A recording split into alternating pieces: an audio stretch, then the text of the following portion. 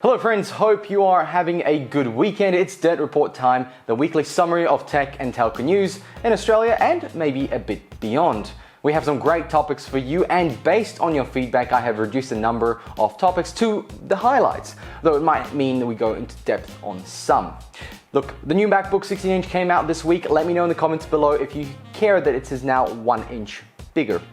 So let's get into the biggest news this week. Let's start off with the UK, the land of tea and my disappointment as a child finding out that Big Ben is not the same as the Big Ben pie from the servo at 3 a.m. on a Sunday.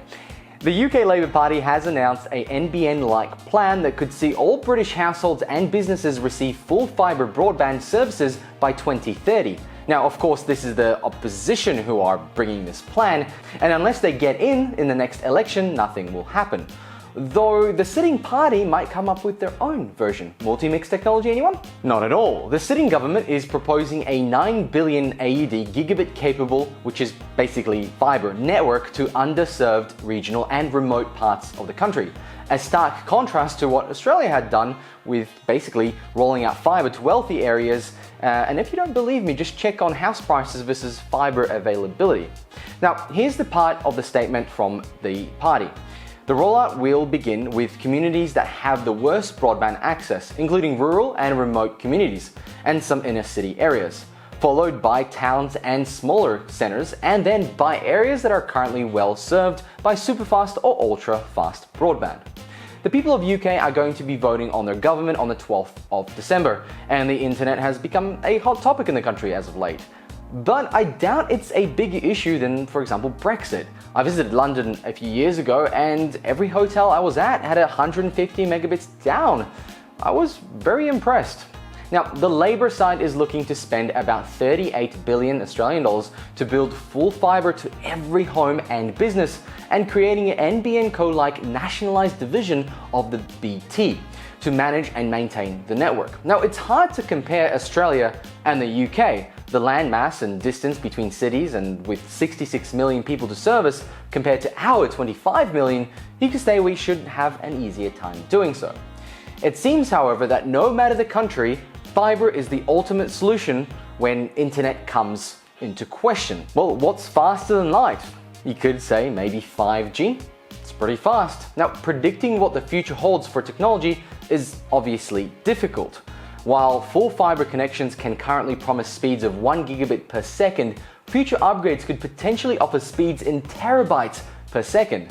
That could be made possible by replacing the equipment at either end of the cable, in the telephony exchange and at home, without laying any new cables. This is the biggest cost, the civil works. So why invest in fibre rather than 5G? Well, wireless connection can be a useful way to connect remote homes to the internet, but 5G may not be the answer for sparsely populated areas. You see, 5G networks can operate on several different frequencies, but the higher frequencies do not penetrate buildings and trees as well as the lower frequencies. Using high frequencies requires many more transmitters, which we had a look at in the 5G video I made a little while back, and I'll put in the comments below, closer to the homes and offices that need internet access. And those so-called nanomasts are typically connected to the internet backbone by, you guessed it, fibre. You see, investing in fibre improves both fixed line services and helps to support connecting the many new nanomasts needed for 5G at its highest speeds. So without fibre, 5G is not going anywhere fast. Even if the UK focuses on a national 5G coverage, guaranteeing a stable connection to every home would be difficult. Atmospheric conditions can lead to variations in the latency with wireless connections, and the problem with the final leg still being wireless. It's easily illustrated by the problem people have with their existing Wi-Fi's at home. It just doesn't go through walls. Why are mesh networks so popular? Let me know in the comments below if you think that 5G and fibre go hand in hand. Okay, let's move on. There is a little report out there called the Wholesale Market Indicator Report by the ACCA. In the latest edition, over 500,000 new services were added between July and September this year, and more wholesale access seekers are directly connecting to the NBN at more NBN points of interconnected POIs. More people, more RSPs, and more data flowing through the pipes. If you're interested in learning how the wholesale pricing and what access seekers are, then check out the video in the description below. I did that last week. Now, the report states that 9 new access seekers or RSPs have joined the NBN wholesale network, connecting to a few more POIs.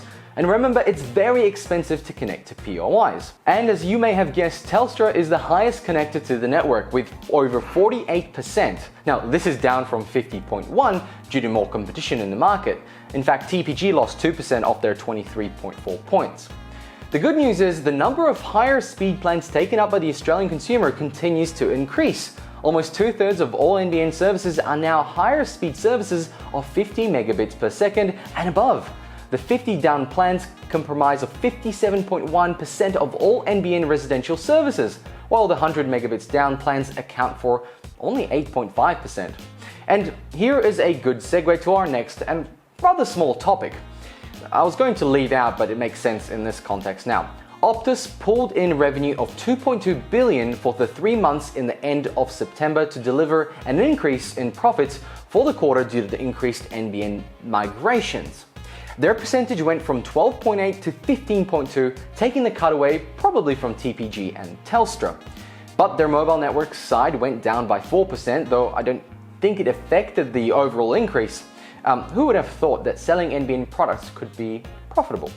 But at some point in time, when the NBN is completely rolled out, there will only be so many customers to get and not many new ones. And let's move on that note.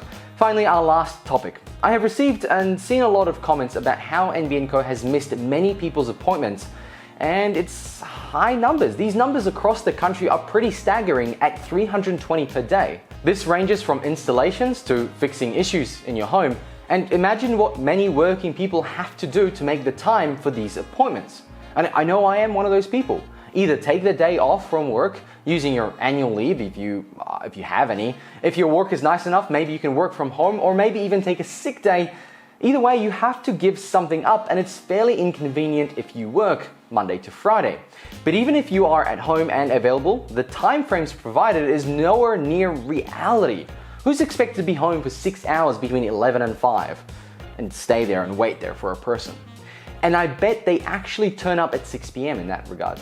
In any case, the ACCA wrote a response to the ACCC's decision to charge NBN Co for missing appointments.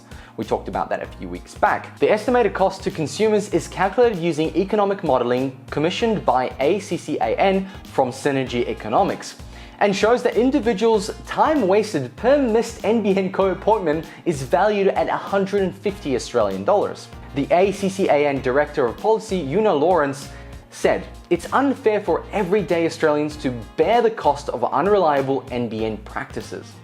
As the consumer voice for phone and internet users in Australia, the ACCA says it has repeatedly advocated for greater reliability safeguards that meet the needs of households and businesses now and in the future. Once the ACCC gets itself into gear, it should put pressure on the NBN Co to organise their internal job booking process. And if they can't make it to every appointment, then maybe, just maybe, you can hire more techs. There are plenty to go around since Telstra let a lot of them go.